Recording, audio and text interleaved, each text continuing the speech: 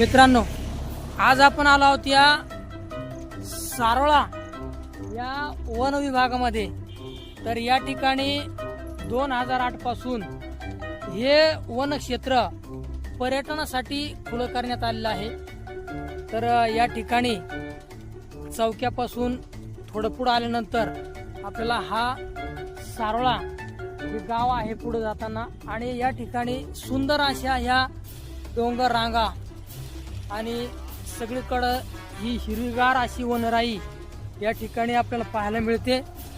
चारी बाजूने सगळीकडे डोंगर आणि सुंदर असा निसर्गरम्य असा हा परिसर या ठिकाणी आल्यानंतर तुम्हाला निश्चितच आनंद दिल्याशिवाय राहणार नाही हे ठिकाण। तर वेळ पडल्यानंतर निश्चितच या निसर्गरम्य अशा या ठिकाणाला आपण भेट द्या आणि सुंदर अशा या निसर्गाचा आस्वाद घ्या।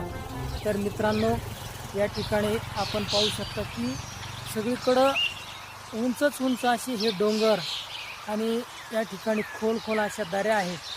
तर या दऱ्यांचं दर्शन आपल्याला या सारोळा टेकडीवरती आल्यानंतर आपल्याला पाहायला मिळेल। आणि सगळीकडं अगदी खोल असे धरणं या ठिकाणी आपल्याला बारीक बारीक पाहायला मिळतात आणि चारी बाजूनं हा डोंगराने व्यापलेला आणि दऱ्याने व्यापलेला हा जो भाग आहे त्या ठिकाणी आपल्याला पाहायला मिळतो। तर निश्चितच आपण या डोंगर दऱ्यामध्ये एक सफर आपण वेळ मिळाल्यानंतर करायला काय अडचण नाही। तर मित्रांनो, पहा सुंदर असा हा निसर्ग आणि या ठिकाणी असलेल्या वनराईने हा समृद्ध असा हा भाग। तर चला या ठिकाणी थांबूया आपण।